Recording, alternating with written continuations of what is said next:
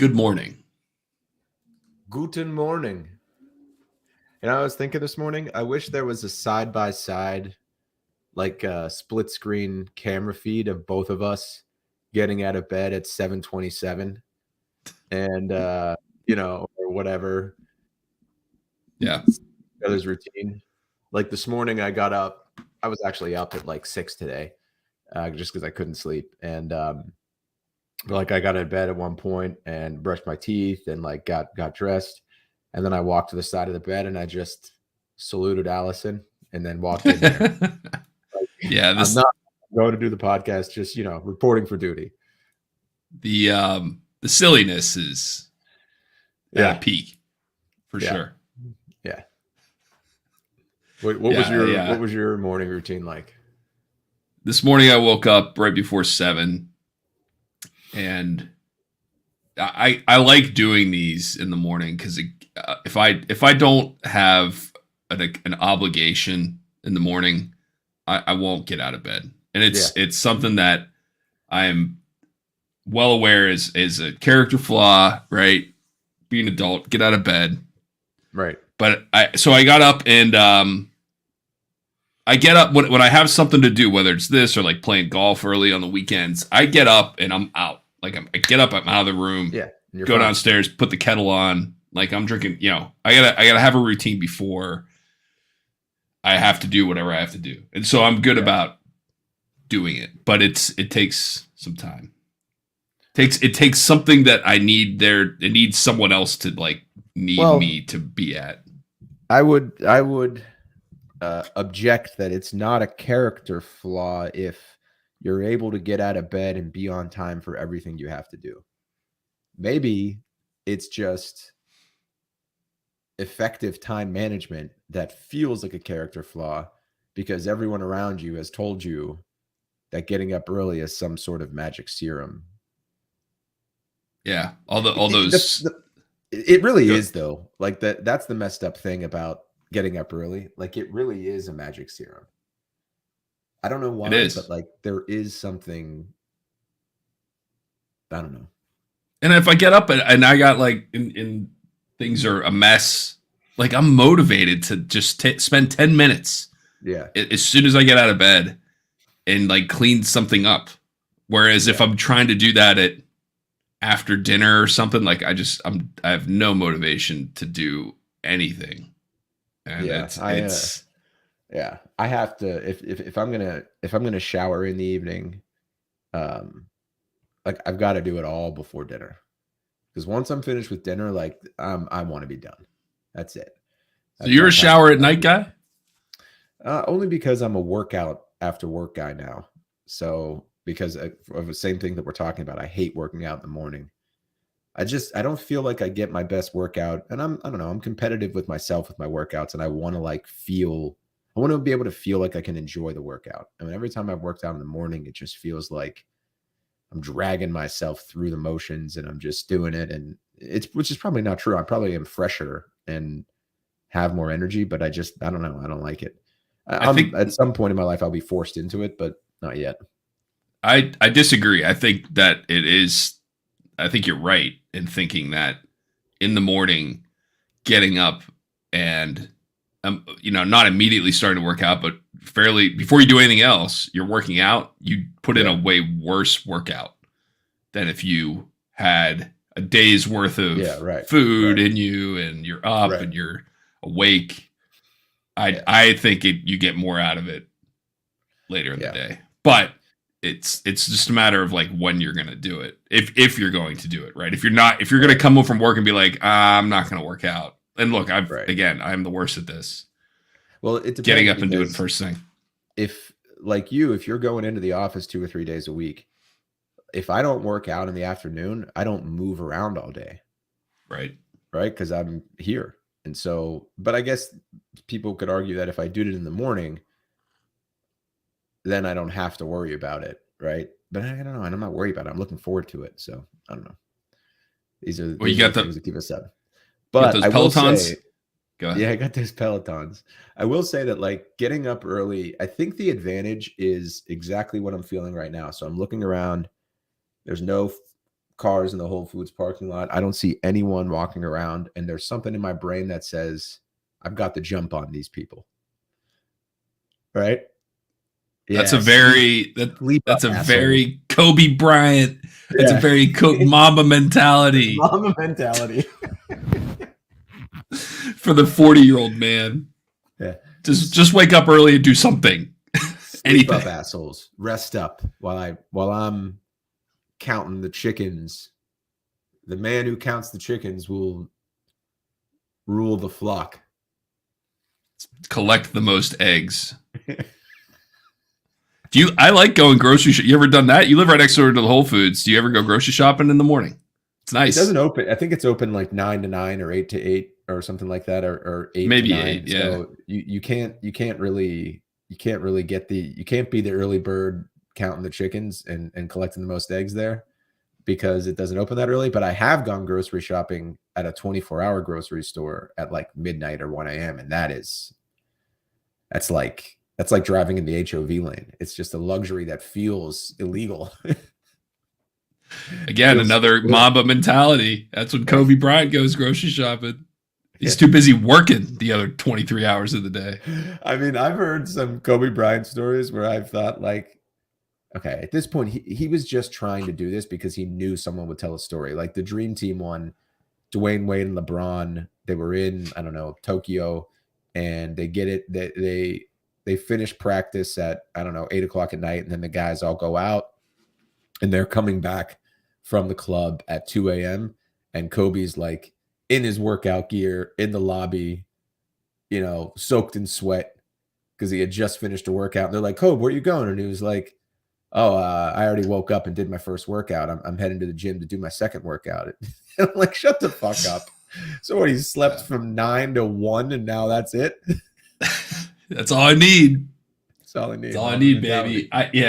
Look, at some point we just sound like haters, right? But well, I mean, I think that like if the message is be psychotically obsessed with whatever you do in order to be the best, then like, is that a good message? Is that a message we want people having? Like Michael Jordan and Kobe Bryant were two of the most mentally unhealthy, two of the most mentally unwell men who have ever roamed the earth. But they Kobe had time to entertain some hotel employees in Colorado. Yeah, he did. And he found that time. He worked that into the schedule at some point. And as Spike Lee once hollered at me in a small room full of people, Michael Jordan is not a saint.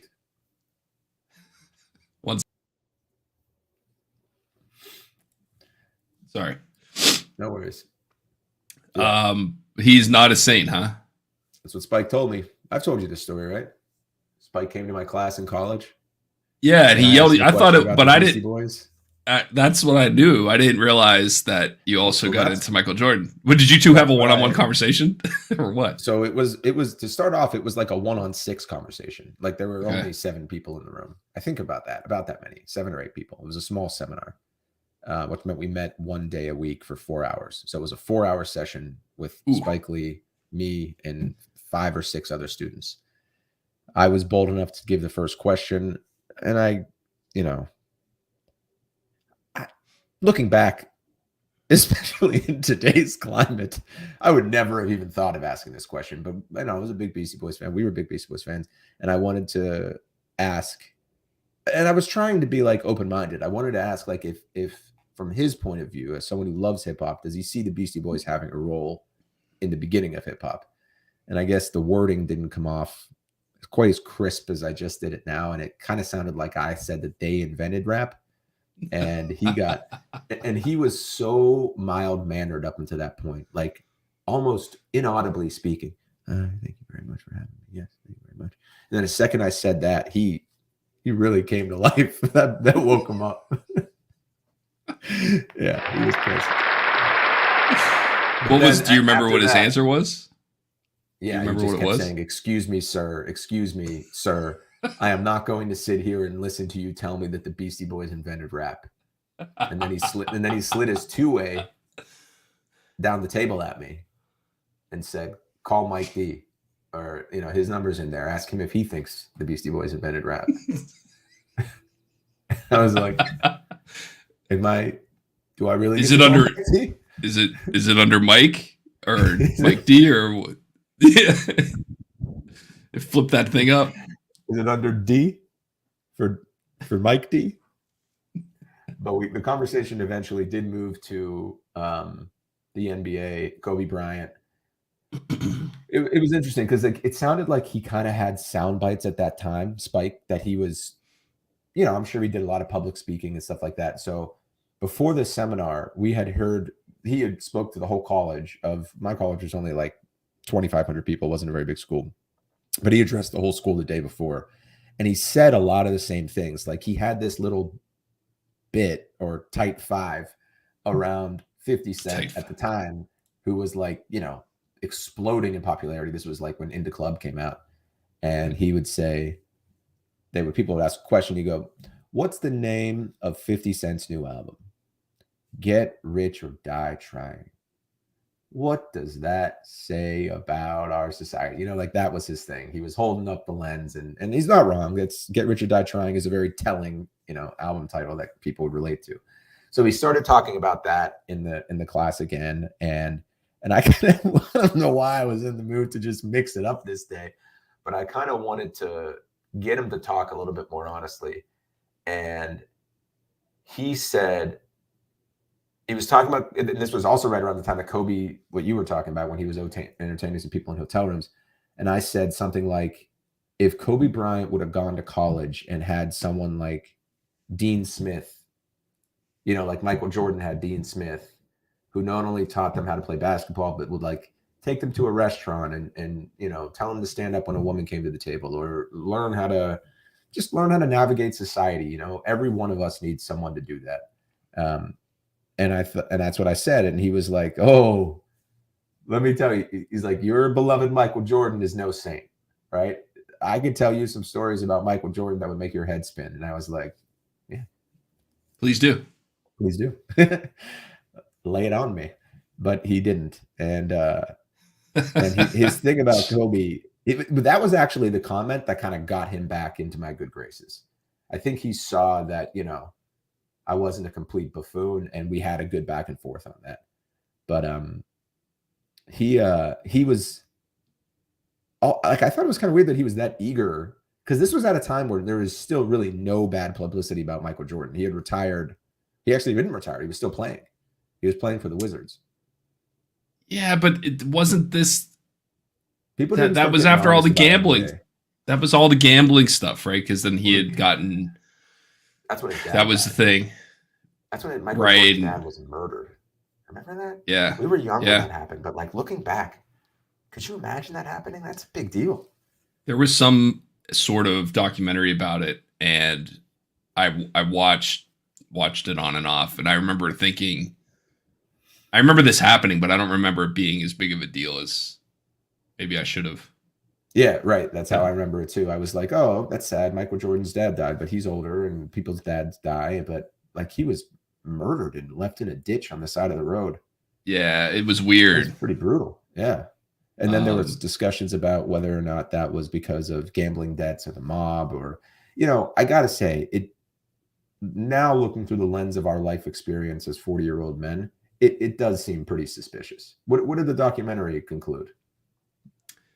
The documentary was like, it had nothing to do with Michael Jordan or gambling. It had everything to do with just being in the wrong place at the wrong time. Because I guess what happened was he fell asleep in his car.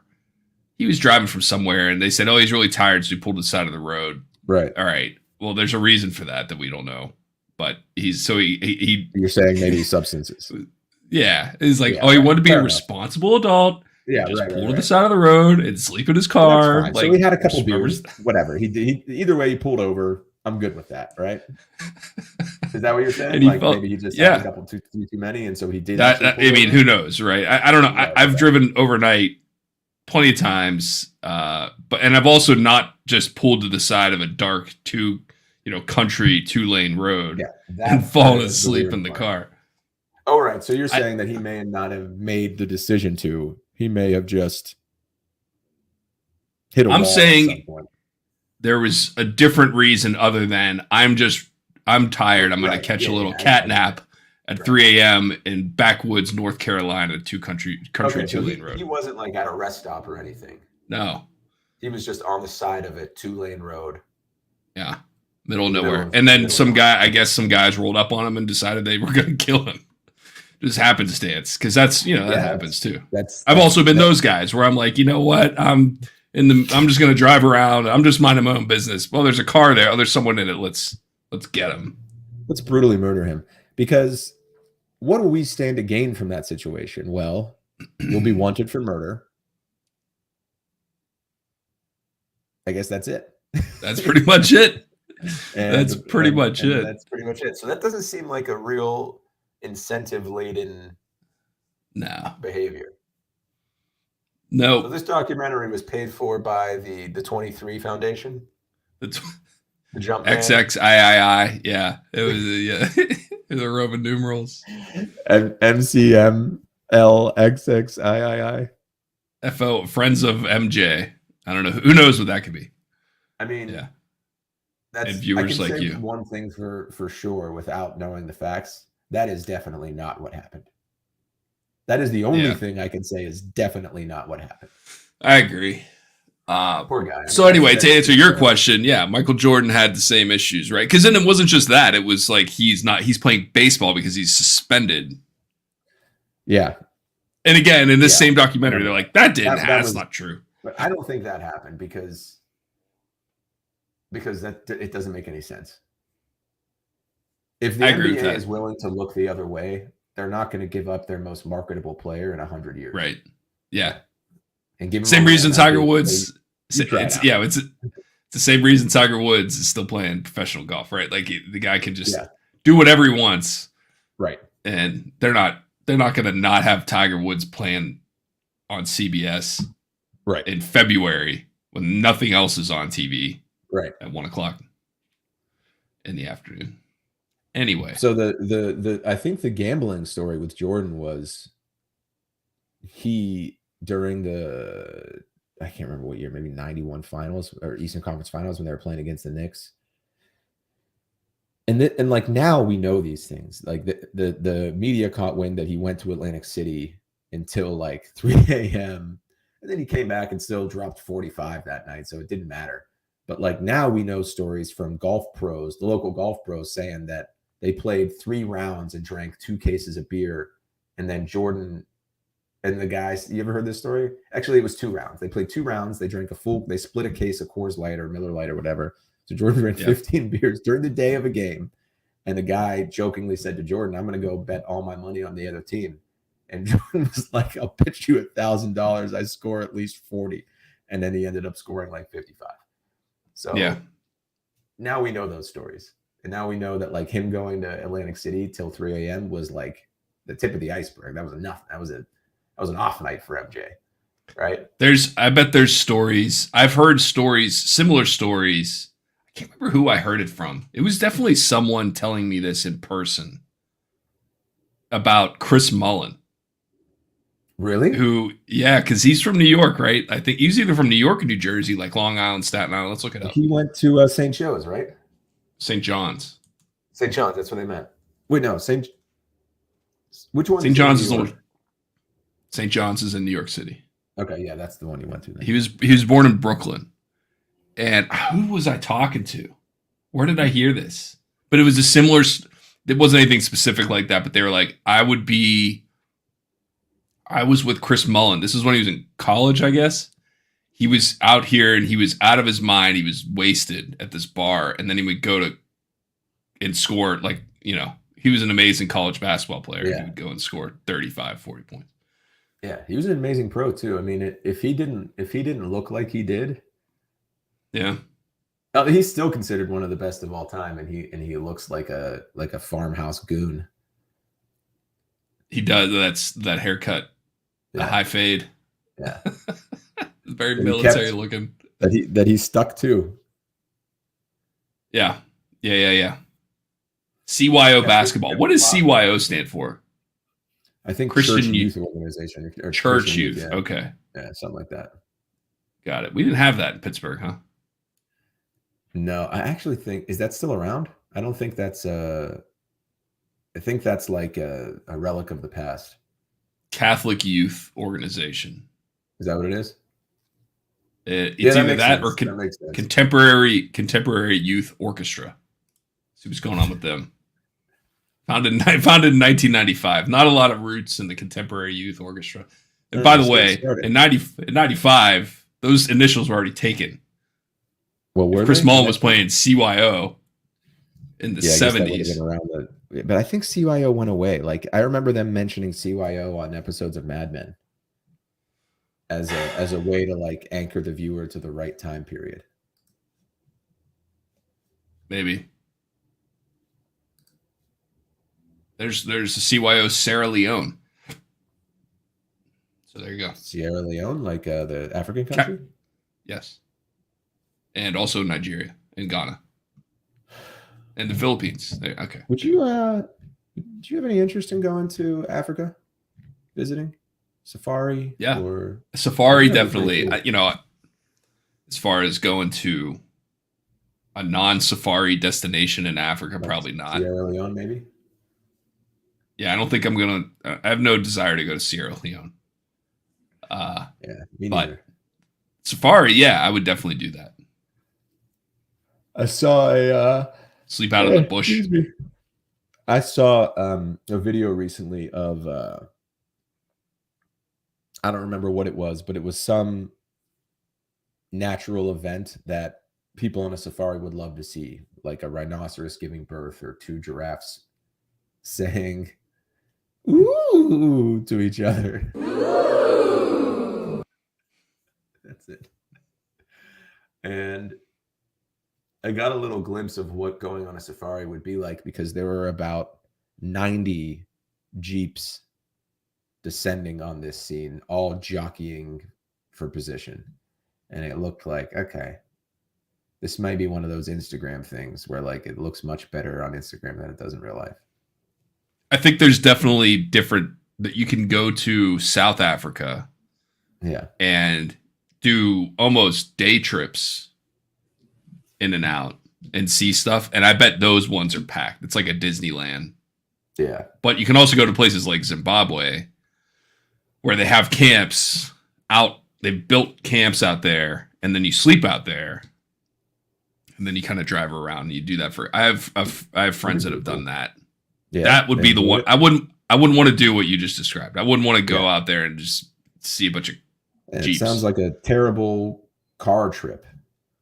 right. You know, you get bumped around in the back of a 1992 Land Rover Discovery and, you know, dirt on the Yeah. windows. Like it just doesn't seem like a good time. Cover 75 miles of just this on your Yeah. ass. Yeah. That's no fun. It's like the worst zoo you've ever been to.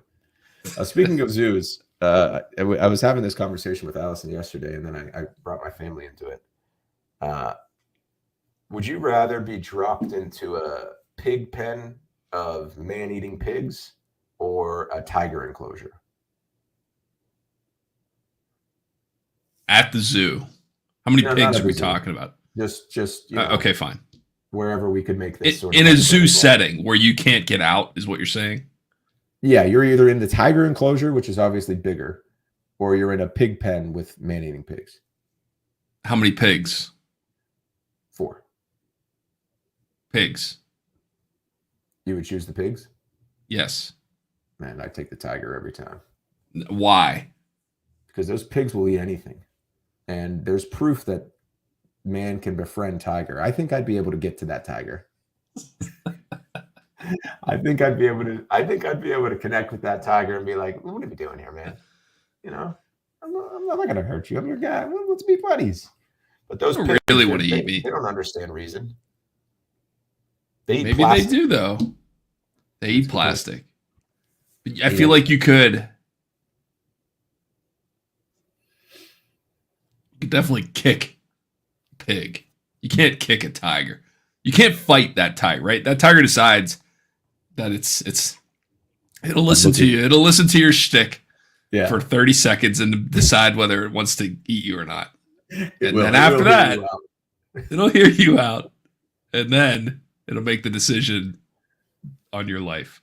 The pigs, they've already made their decision, but I feel like you can really do some damage to a pig. And if there's only 4 of them, they can't. Oh, they also can't climb. So give me anything to stand on. Right. That is a big advantage of the pigs, is that you're, significantly taller. I mean, tigers, I think, can climb trees. They can jump pretty. We talking about tigers or lion? Did you say tiger or lion? I meant to say tiger, but maybe I said lion. But I guess it really does. It's both, right? Yeah. Lions can. I think lions can climb trees too.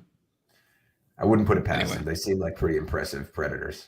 They're cats. So I brought this up to my family yesterday, and my dad shared a story about there was a carnival in Burgettstown, and if you could stay 3 minutes with an orangutan, you could win $100.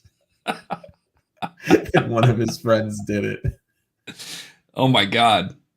And those so things.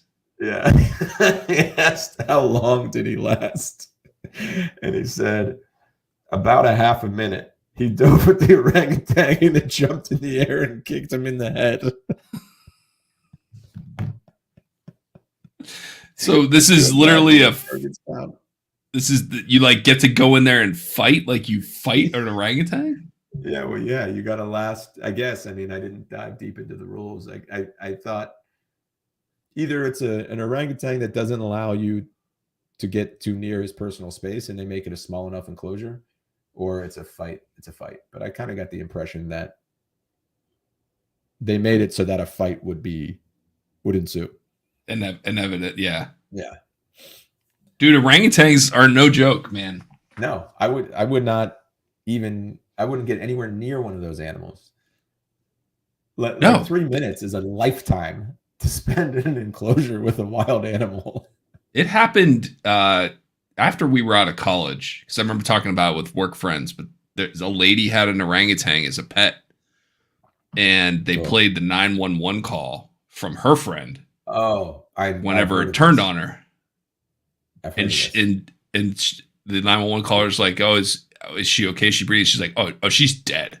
She is dead. She wasn't. She ended up not being dead. Yeah, ripped her face off." Yeah. I remember. I've heard the 911 call, dude. She's like, "Oh, she's dead. Oh God, she's ripping her to shreds. Oh, send help. There's barely anything left of her." Look, should we play? This is again one of those situations where I'm empathetic to people who have misfortune bestowed upon them. I get it. Sure. You know who doesn't get their face ripped off by a fucking orangutan? People don't own orangutans. There's a reason they're not. You can't go to PetSmart and buy an orangutan out of the cage and take it home with you that day. That's a thing.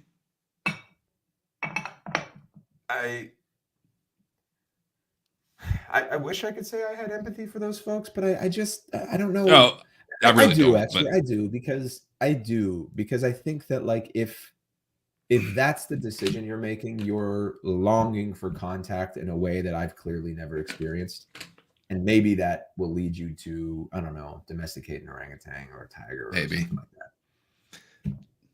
That's a pretty big stretch too. That's at the edges of my empathy. Yeah, it is. That is a pretty big stretch. They're longing for companionship. Well, why do you think they do it? I mean, I think that woman, she was alone, right? Like her husband had either passed away or maybe just was no longer in the picture because she owned an orangutan. I don't know. But she didn't have a lot of options when it came to companionship. Fuck yeah, she did. She'd get a fucking dog like everybody else. Why do you think people get dogs, man? That because they want the man's best friend. There's a reason it's called man's friend. No one buys an orangutan. They buy an orangutan because they think it's fucking cool. But a dog, you gotta take it for walks, you gotta clean up after it, you gotta buy a fence, and then next thing you know, you're out $10,000 and you know you got bones. $10,000. What do you think orangutans are? How much do you think an orangutan costs just to buy? Let's see if I had a friend who he made a great point. He's like, you can't fucking leave your house. You gonna leave an orangutan in your house while you go run errands? Hold on, you're not remembering this whole story. This, by the way, I believe it was a chimpanzee. Okay. So Fine. this chimpanzee was known around town. This chimpanzee drove and had been seen driving by itself by several residents. This chimpanzee was dressed like a person by its owner every day. And God help me if I'm wrong, but I believe I know it was in child's clothing, and I want to say she may have lost a child. She had some loss in her life, whether it was her husband or a child. And Yeah, then she lost her face to that no, guy. her friend lost her face. But that was what was funny, is that when the attack was happening, one of them was yelling like, he's going for the keys. Don't let him get the keys, because he was going to drive away. No, I don't believe that. I swear to God, look deeper into this story. That chimpanzee was living, he had gone to the grocery store. That chimpanzee was living the life of a human. And that's why it was like, the owner was like, well, I don't understand how this could have happened. The owner's the one who got their face ripped off. Yes. No, it was the owner's best friend. No. Oh, no. Okay. Maybe you're right. Maybe it was the owner's friend who made the 911 call. It was like in Rhode Island. It was like in a weird state like Rhode Island. But like it was in New England or Vermont or something. And like even the local police knew this chimpanzee. You need to get schooled on this, Richard. This is a great story. The reason I know this so well is because I just found out of it like a year ago. And I told everyone I knew because I thought it was the most interesting thing I'd ever heard. Okay, and let me pull this up. Because I've got the you're right, it was a friend of the woman. Yeah. Well, which is even more fun. And Stamford, Connecticut. Which is crazy. Like Stamford, Connecticut's a nice area. It's a New York suburb, basically. Yeah, it is. Critically injured with her face torn away. 200 pounds. Holy shit, man. Yeah. When I think of chimps, I think of like ones you can kind of hold, man. Not 200 pounds. Jesus. Look at the quote by the paramedic. On a living. Oh my God. Eesh. The attack. Yeah, it was in the driveway. Travis. A popular figure in town who had appeared in television commercials and often posed for photographs and held up traffic at a busy intersection. Drinking wine from a stemmed glass, dressing and bathing himself, and using a computer.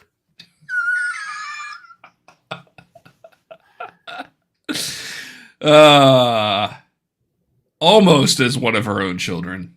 No, she did. She raised this as a kid. I mean, it was creepy. Yeah. So don't tell me that they wanted. He took the keys from the kitchen table, unlocked the door, and let himself out into the yard. That's what I mean, man. You can't. When do you leave? Dude, look at the next sentence. He's going to different cars and tapping on them, trying the doors. A clear indication that he wanted to go for a ride. This monkey was on the getaway. She gave him tea. Look at this. Read this. Even after Miss. Even after Miss gave him tea. Oh my God. Xanax tea. Here. So again, have some Xanax. Here's the point. Let's say you have a 50-pound chimpanzee. Okay. Let's a quarter of this champion.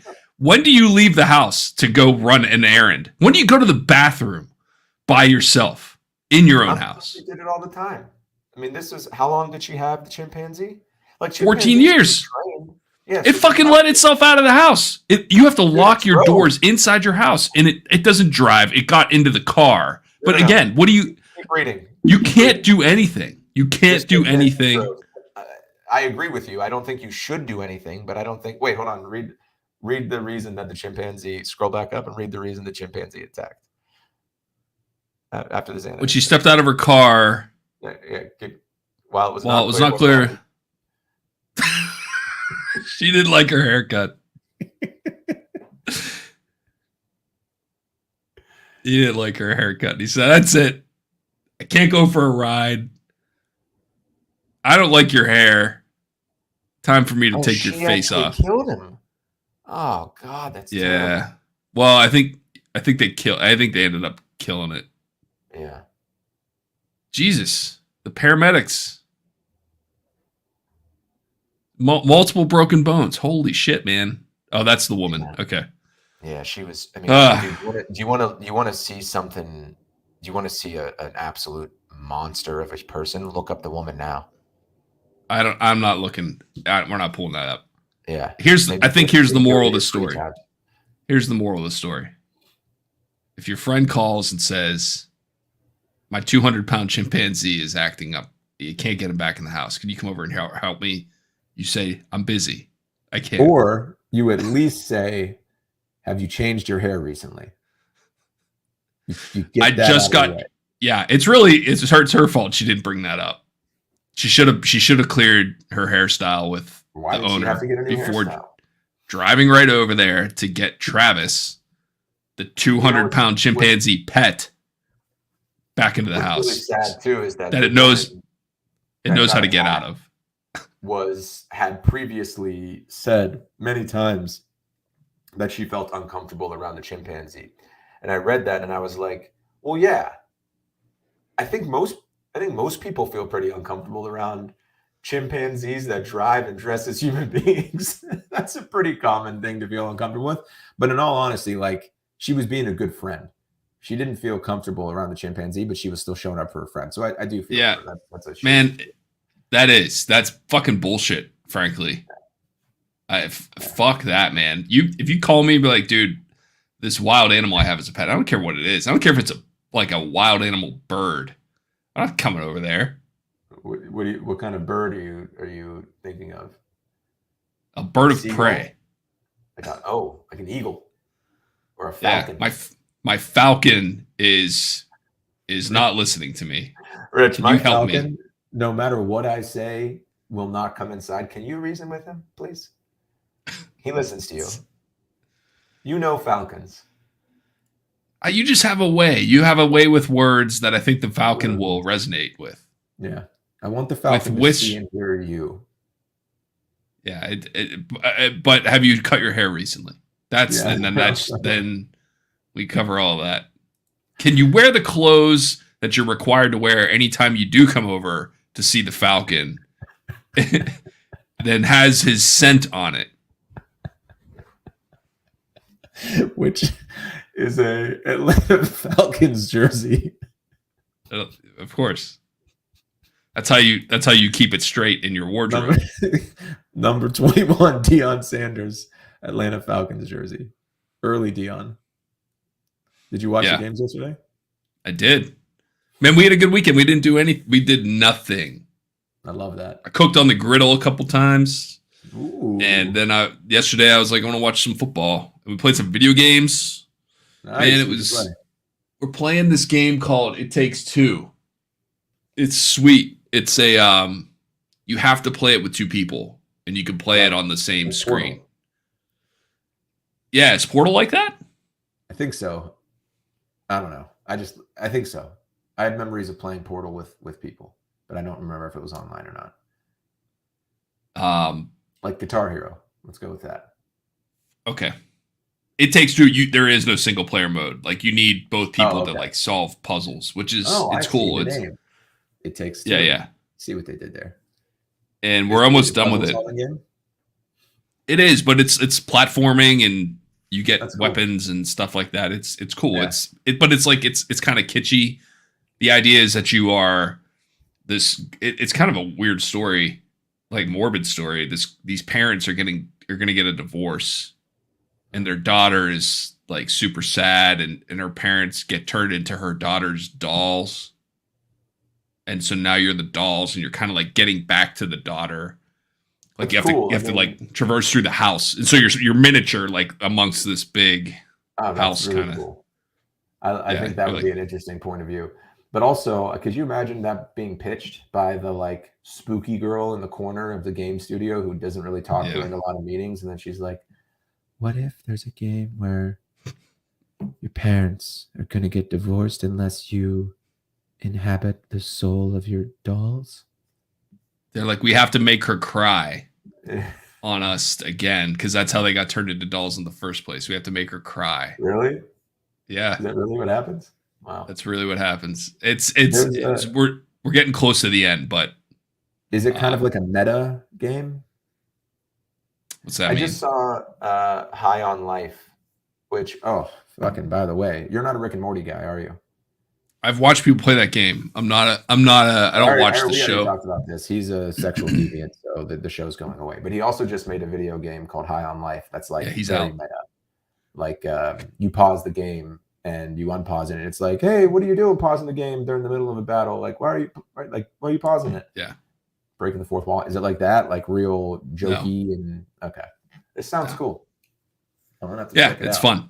And I've been sitting here, we've been playing this, and of course there's all this little like, come on, dude, you can do this. She's like, I can't do it. Right. There's like this back and forth between me and her that would be hilarious to watch. I really, and she doesn't see it, and I'm like, no, we have to do that. Like, we have to film this, and then just if it doesn't, Allison to agree to do it, and we could like have both of us trying to get our wives into playing this game.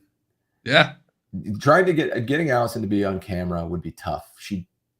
She doesn't know how funny she is. Like, I find her hysterical. Actually, I think she does know how funny she is, but she doesn't think she can do it on command. Right? Like the second the camera starts rolling, she's like, now I'm thinking about it, and I yeah, right. Is Sarah like that too? Is that why she doesn't think it's funny? Probably. She just doesn't think why it would be entertaining. I'm like, I'm telling you, I'm listening to this, and the face cover, like it would be perfect. We have a couple other games. I bought a few games on New Year's, I guess, because we weren't doing anything on Steam.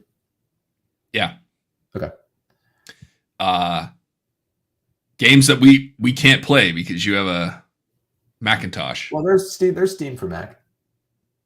Yeah, but the cross-platform makes it impossible. Hey man, buy me a PC then, bro. Why don't you buy me a PC and then I'll play on the PC? Until then, I'm using my Mac. Why don't you stop buying so many different hats? How many hats do you have that you keep wearing on these podcasts? Are you talking like this or like ball caps? All of them. I don't know. How many head coverings do you own? It might be easier to break it into parts. I can do a count for you, but like this, I'm gonna say 12 or 13. Holy shit! Ball caps, I'm gonna say probably 25. Oof. Yeah. See, what do those numbers look like for you? What do you have? 2 hats? Those types of hats, I've got 3 or 4. I have one for every jacket. I hate leaving the fucking house and having to look for a hat. So I just have them stuffed into the pockets of every jacket. Oh, that's smart, actually. I think that's smart. They just live in there. But then somehow always I pick a jacket and there's nothing in, there's no hat.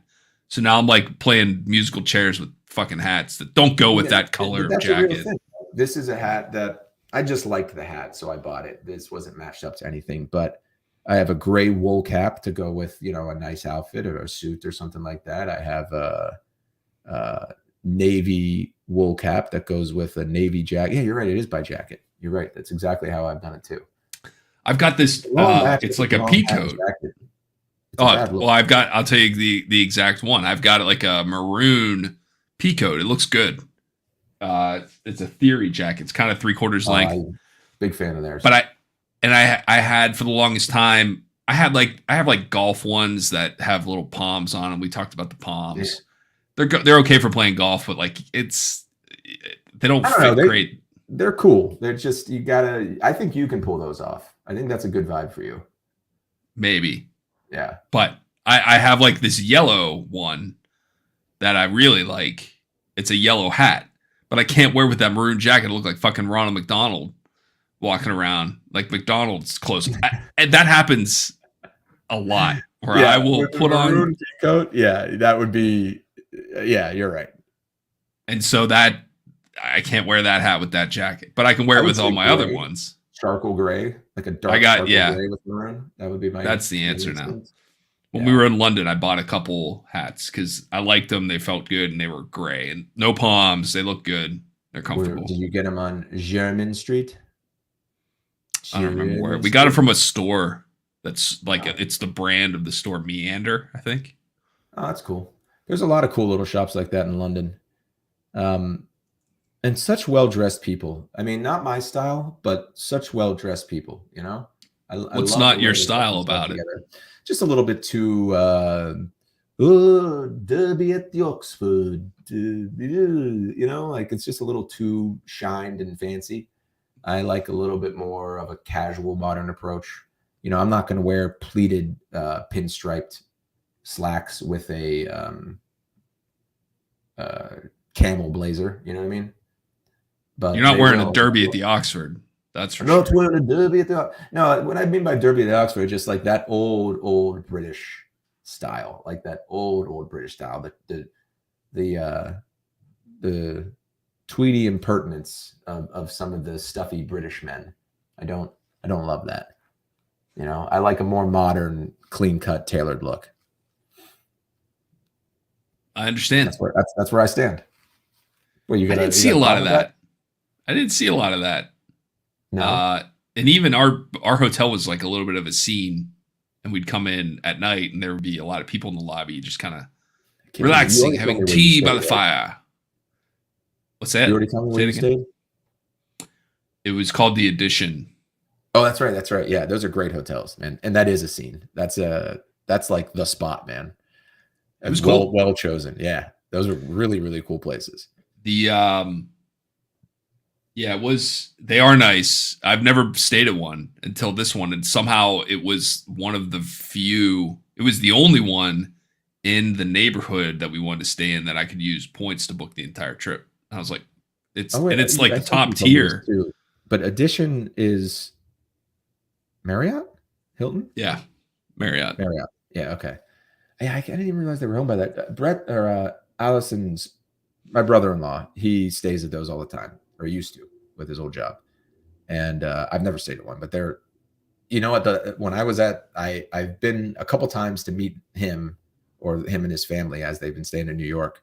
And one time I was there, I had a little boy starstruck moment because I was standing like 5 feet from A-Rod, and he's big and he's not at all interested in interacting with fans, especially me, because I was like, and he could just feel it. And he had like, it was, I don't know, 5 or 6 people in the lobby, to us being 2 of them. And we were not far away from each other. And he could feel me just staring through his, you know, like he could feel the heat of my stare, and he wanted nothing to do with me. Was he giving you like the? Yes. He was giving me the like, please fucking don't. Please don't. Please. And I kind of moseyed over to one of the workers in the lobby. I was like, hey, Rod? She was like, yeah, he's here a lot. And I was like, is he cool? And she goes, no. Which I think is exactly what I would have wanted her to say if I were A-Rod. Because if she said if he was cool, yeah, I would have been like, oh, yeah. Yo, A-Rod, let's take a picture. I'm glad I didn't. Actually, you know what? That's not the full story. I was waiting for Allison, and he was waiting for J-Lo at the time. So I was waiting for Allison in the lobby. She came, and I was like, that's A-Rod. She was like, I don't care. And I was like, nah, it's A-Rod. Alex Rodriguez. And she was like, yeah, I don't care. I was like, take a picture. And she goes, no, I'm not taking a picture of you and Alex Rodriguez. He doesn't want to do that. Like, let's go. Good wife. Yeah, there you go. What would you have done if you saw A-Rod? You'd have been excited. Probably nothing, but if I was feeling whimsical, maybe I would have tried to make do a selfie. Yeah. No, I don't know that I would have done that. I don't know. Dude, the story that I tell, I've told this story to people you don't know, that I have a friend who ran into, what's that guy's name from Forgetting Sarah Marshall? Jason Segel. Yeah. I tell that story when you ran into him. Please tell that. Did you tell that story on one of these already? I don't know. I'm not sure. So Jason Segel was in a restaurant in Toronto. I was taking out a client, and he was drinking pretty heavily. I wasn't, because I was working. And it was a really ritzy Italian restaurant in Toronto. And so at some point during the meal, we noticed that he was at another table, and he went up and he went to the bathroom. And I went in about, I don't know, a couple minutes later. And so it's a small bathroom. There's 2 urinals. He's standing at one of the urinals, occupying one of them, and I saddle up next to him. And I said, I wanted to make a joke that, like, his sense of humor is pretty out there. He seems like the kind of guy that you could come up to and make a really funny joke and he would like it. And we're standing there taking a leak, and I said, I don't need to look because I've already seen your penis. Because he hangs dong in Forgetting Sarah Marshall. And he didn't say anything at first. He didn't. He just finished up. But he was like kind of like swaying drunk, like not like he was being crazy. He was having a good time. So he washed his hands and then he said thanks for the laugh and he left. So he was cool about it. But as cool as you can be when another guy talks about seeing your dick while both of you have your dicks out. Yeah. You know. I don't need to look. I've already seen your penis. Yeah.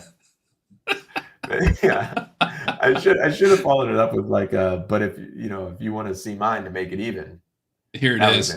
Really uncomfortable. You should have assumed that that's what he wanted to do to even the score and just shown him. Yeah. Yeah. I love that story, man. That's such a good story. Yeah, that's a good one. See, I don't have that sort of like, boom, think about it and then do it like you do. You probably would have in the moment though, because this is like when Forgetting Sarah Marshall was still pretty fresh in our brains. It was around that time. And like maybe you think about, because every time you go up to a urinal with another guy and there's only two, the first thing is like, oh God, like this is so awkward. So it might have crossed your mind. I don't think that either. Like I had it locked and loaded going in. Are you like, oh, this is exciting. I get to take my penis out around other men? Yeah, I walk in and I go, yes.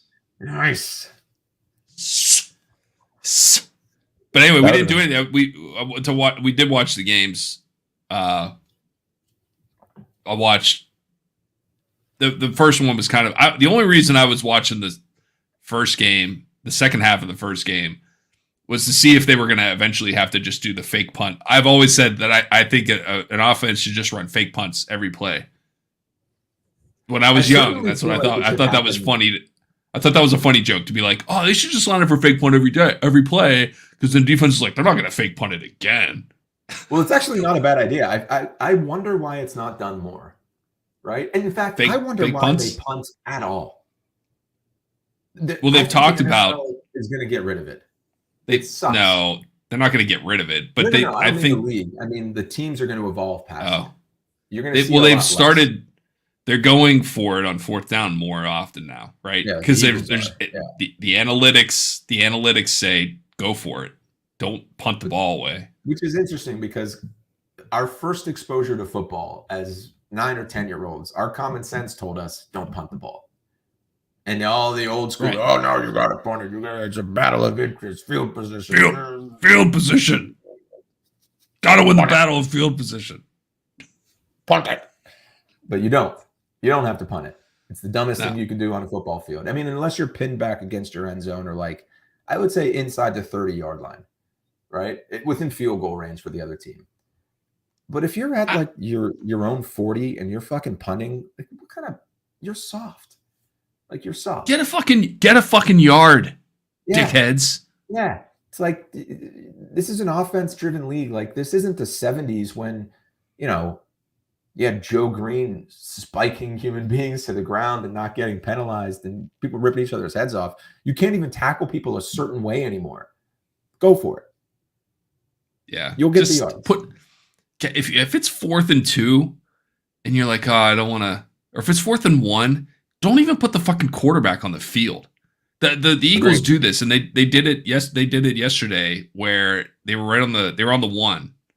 And they were like, we're gonna line up in the victory formation and then do a QB sneak. Okay, do that, but don't like put a backup tight end in there. In their case, their quarterback is like the Michael Jordan of football. But you can't get him hurt. Like he can't take that hit. Yeah, that's right? true. If you're going to telegraph it, put someone else in. On those quarterback sneaks, they kept talking about the Eagles line and how great Jason Kelce is and how low they would get their helmets. And it was the first time I realized that on a quarterback sneak, that offensive line is just like basically willingly getting CTE. to gain a Oh, yard. they just dive at the knees first. of the people. Yeah, right. head first. Like they're leading with their heads. They get their heads parallel to the ground, or their torsos parallel to the ground, or heads low as they can, and they just torpedo in. Yeah. Our days are numbered. Again. Let's enjoy it while we have it. And then all it does is take out the first line defense, and so then the quarterback gets hit by the people who actually have a running start. Yeah, right. That's true. Don't put your fucking, if you're gonna line up in that formation, don't have your quarterback run the sneak. Like again, have I think backup quarter. Yeah, they did that. Like Kenny Pickett, Pickett. he had 3 touchdowns this year and 3 concussions, which to me, Right. like, this means 0. Like, net those 2 out. Take the number of concussions and the number of rushing touchdowns and cancel them out. He's not going to have a long career. You can't be 3 concussions deep in your rookie year and expect to last long. That's crazy. I'm with you, You know? man. It's such a brutal sport. He's not Jalen Hurts. He's not big enough to go plowing through the line like that.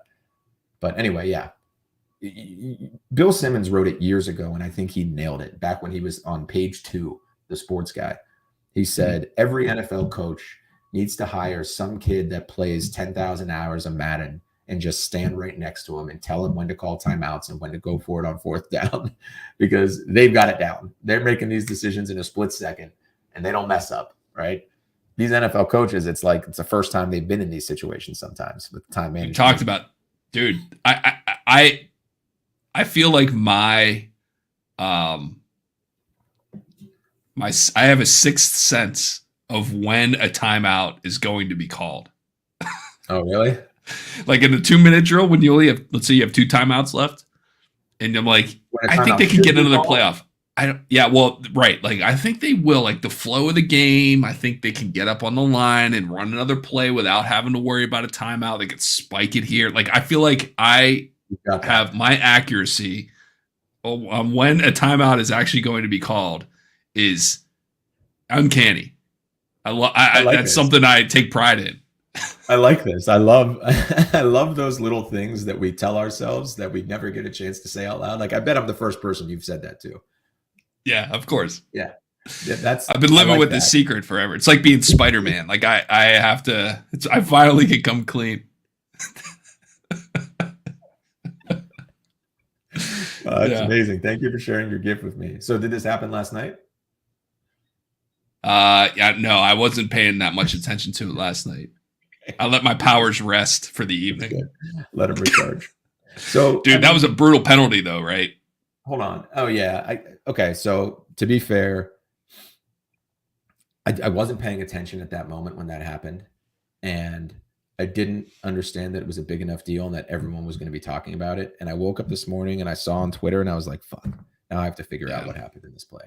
So, can you just tell me what happened? It seemed like there was a referee in the back that had blown the play dead, but no one knew. Oh, that penalty. That wasn't a penalty. That you're just talking about the 3rd down that they canceled before. That was weird. Apparently the referee in the back tried to whistle it dead before the play happened and no one heard him. Okay. So how do you not hear a fucking whistle, man? I don't get it. Isn't Arrowhead supposed to be the noisiest, loudest, the fan noise and all that? It's a championship game. If you can't hear a whistle, then they need better. Like, there must have been a whistle. Yeah. And what do you, like, run and blow it dead? Blow it. Don't just stop. Well, he kind of, if I saw the video, and he kind of like lollygagged, took a couple steps, and then you could tell his heart wasn't in it. He wasn't fully committed to whatever he was doing. Okay, that's fine. So what's the penalty you're talking about? The roughing the passer penalty at the end, or unsportsmanlike, where he pushed him out of bounds, not passer. That was the dummest penalty I've ever seen someone. I think it was called properly. It definitely was roughing the passer, but that guy's, he's a 22-year-old. He's going to make mistakes like that. But and those guys, it's got to be really tough to just shut it down, right? Like, you're trying to, like, I'm going to kill the I'm going to kill the quarterback. And then all of a sudden you have a chance and he steps out of bounds, and that's it. It's interesting you say that, because that's been my thinking throughout this whole you can't hit the quarterback thing. You can't sack the quarterback a certain way.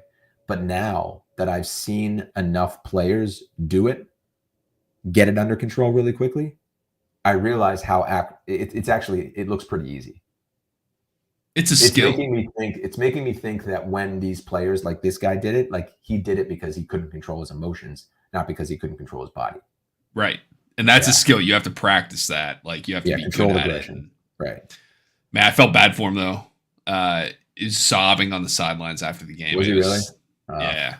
He got He's a it. kid. It wasn't like, oh, it was a shitty call. He's like, I can't believe that happened. I can't believe I Yeah, did he's that. 4 years out of high school. Like I know. that's Yeah, really. just crazy to think about. Like, and now everyone hates him, and he's got to wake up today knowing that like everyone hates him. He let his team down. And I saw a video of when they were walking into the tunnel. One of the veteran Bengal linebackers was like yelling at him and calling him out. And I'm like, dude, come on, that's not leadership. Good teammate. That's some accountability for what you messed up during that game. I don't know. I feel for him. Yeah. I do too, and I think the reaction to him will be tempered by his reaction to what happened. Yeah, I hope so. I hope so. But again, it's the same thing we're talking about. Fans will be okay with it. Bettors will not. Gamblers do not forget. Dude, if that costs them, because think about it, that doesn't happen. They're not in field goal range. It goes to overtime. Mm-hmm. 100%. Like I was texting someone before that and I was like, this is definitely going to OT. And then that penalty tacked on, it became a 30-yard play basically because Mahomes ran for 10 or 15 yards. And then it's huge. I mean, it's a huge swing in a pivotal moment of a game. And gamblers who've got a lot of money on the line, they will not soon forgive and forget. Maybe he was crying. Maybe he's one of them and he was crying tears of joy. He put in one at halftime. He thought, "Oh boy, if I can just influence the game." I was thinking about that too. How hard it would be to do that as a player. Like, let's look at it from the other side of the fence. You're what position was that guy? Middle linebacker or something? Linebacker, yeah. So you're a middle linebacker, which means you're basically the quarterback of the defense, right? You want your team to win by 4. What do you do? Like, what are you going to do? You want your team to win by 4. Yeah, I'm saying if you're paid off or you have a financial interest in an outcome, what are you going to do to enable that outcome as a middle linebacker? What are you going to do as a defensive lineman? Other than a quarterback, how do you control the game? You miss tackles and you give up penalties to keep drives alive, right? But that means that you can turn it off and on whenever you want and then make the tackles you need to make to keep it within a certain number of points. Yeah. Which implies an insane ability. Right? I mean, maybe. I don't know. Simple? I think you can miss tackles if you want to. Yeah, I don't think you can make every tackle. A guy up and make it look like, but also not get called out by the coaches for clearly being gambling, Yeah. That's the hard part. I wonder if that's ever happened. You can't just like run in the opposite direction, right? That'd be a very good football coach moment. It'd be like, he pulls a player out and grabs my face. Are you gambling? Are you gambling on this game? Because it makes me feel like you missed that tackle on purpose. Because you have money on this game. Yeah, I'm sure. I bet that's happened. Keep going. What else is that's it? Son, that makes me sick. You wrap him up. You wrap him up. Like in football, I have no respect for football coaches at all. 0. You know why? Because they have no fucking idea what they're doing. A guy who never played football a day in his life has come in and become one of the best at their profession. Dude, it's a cigar club. Like it's a country club. It's a relic. There's a few of them, and you know why I don't have respect for it? Well, this is going to come off as a bad leadership wise. I understand, but football wise, I have no idea what makes them different. I have no idea why Andy Reid is different from Mike Tomlin. Right? Other than what the players tell me. Because they don't show you that. Like what they say to the media is in no way a representation of what they'd say to their team. Right? And everyone loves Mike Tomlin. The little bit I've seen of him, he looks like the kind of guy I want to play for too. But I don't know. He doesn't present himself. Yeah, he doesn't present himself as like a football guy as much as some of these. I've seen some Instagram videos of guys that have like, it's just like a piece of paper and it's got the formations, like defense and offense, and he like draws routes, and they're like, oh yeah, that's a great theory. Like the double, yeah, no, that's good route theory. The dude drew like this guy goes up and then turns left, and then this guy goes up a shorter amount and turns right, and people are like, yeah, I get it. I get it. Oh, he fakes like he's going left, and then he goes right. I remember when how Steve fucking hard is that? Came to the NFL after college, and they were like talking about his. A reporter was being interviewed about his time interviewing Steve Spurrier, and he said Steve's bringing all kinds of unique concepts for his high flying Florida offense to the NFL. For example. Just thinking about it, I've never thought about it. But like it's been in my brain, but never thought about how stupid it is. For example, on a lot of plays, you've got receivers running different speeds to throw off the defense. Like some guys coming across really slow, and another guy's sprinting as fast as he can. Why would that throw the defense off? Yeah, it makes it easier to cover. Yeah. Was he like? Are they going to get bored playing defense, and that guy becomes open? One guy's going to crawl. Another guy do somersaults. Yeah. Every play, we have one receiver who acts like he's hurt. Yeah, it's genius. But the way that they said it, like, what? Wow, what a concept! Like. I know. And then Steve Spurrier was an absolute disaster in the NFL, probably because his receivers were all running at a different speed. They're all running slow. They forgot. They got mixed up on who was supposed to run slow on this play. They all ran slow. There was no relative speed change. Yeah, I mean, I don't know what makes an offensive genius. I hear like Kyle Shanahan. Oh, he's an offensive genius. He's a guru. It's like, well, what's he doing that I couldn't do by just hitting random play select on Madden? Right? Yeah. Like blocking schemes. What block the guy? Block that guy. Block the guy to your right or to your left. I don't know. Yeah. I don't get it. I think it's cool, like coming up with the plays, like having the lineman pull and stuff like that, and running counters. Like that's a cool concept, but that exists, so I know about it. Yeah. And so you can use it. Like, I'm not going to, like, coming up with something new. No one's come up with anything new. Pulls and counters is more like using the personnel you have properly. If you have Jason Kelce or a really big athletic guard or center, you can use them to pull. Right? The Steelers aren't doing that right now because they don't have the talent to, like, pull a guard out and pitch it. I mean, they'll do it sometimes, but they used to do it all the time with, like, Faneca and Marquise Pouncey and those Hall of Fame level offensive linemen. So I feel like that's just more using your personnel. I would be very curious to see how an NFL team would do with the Madden random play generator. Right? Yeah. Like, you know what else I think about? How do these young men learn these entire playbooks? Is it that, like, you know how many plays they are, the language they use? I don't think they learn. Yeah, but I think each play call, there's one specific part that they have to listen to, and then that tells them what they have to do, and then they're not worried about anything else. That's the player, but the quarterback has to say the whole thing, right? The quarterback's the one who's got to know every play in the playbook, know how to say it, know how to clearly communicate it, and then if someone's not in their right position, know where each position's supposed to be so that he can correct it. Yeah, like pretty complex. That would be tough. For sure. Yeah. That takes some skill. In, right? I know. Like, I mean, I guess he's done it in college at a high level. Yeah, but you know what it struck me as interesting is sometimes, and even if you go from team to team, but certainly when you come out of college and you go into the pros, you have to learn the language of whatever team you're playing for. So it might have been different than what you were using in college. It's like learning a different language almost, and which would be tough. I definitely think that there's something there, but By the way, I'm just noticing the time. Did you go through any more clips? No, I did not. Yeah, I didn't either. But let's do that. Let's make that our sole focus for the next episode. You want to do one on Wednesday? Yeah, I think we should. One on Wednesday, and because I'll have time. We actually had a busy weekend. We played pickleball twice. Can you believe Whoa. It? Yeah, you ever played?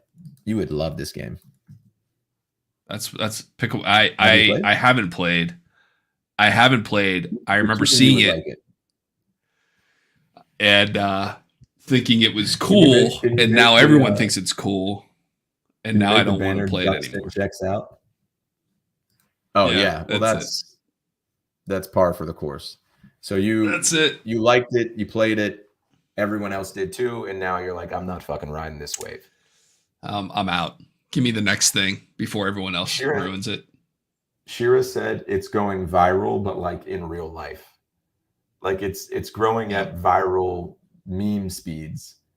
And we went to there's several public courts around us, which I was shocked by because I don't know when they were built or like how they had enough. Like they can't even fix up the broken street light that's been out for 3.5 years, but they're building pickleball courts. So much so Yeah. that they're already deteriorating. Like these pickleball courts were ready for a little brush up. But there were 4 courts at the place we went to, the park we went to, next to like 5 or 6 tennis courts, and they were all occupied both days. Like we got Yeah. the last court both days, and it was like 50 degrees in the end of January outdoors. That's pretty good. 50. First of all, 50 degrees at the end of January is a beautiful day. Yeah, so dude, I Uh, walked 18 holes and carried my bag on Saturday morning, played pickleball on Saturday afternoon, and then played pickleball again on Sunday afternoon. Look at you living the country club life. Really? My legs are hurting. Yeah. Speaking like a mid 40s country club guy, I played golf and then pickleball all in the same Same day. day, bro. And I walked and I carried my bag. That's not easy. Oh, It's the first time I've carried been, my bag in a long time. I yeah, usually that's the use only the way to push do cart. it, man. Yeah, push cart's better. I agree. Yeah. Yeah. You got one of those, Yeah. you're set, man. Those Dude, things are I've got a 4-wheeler.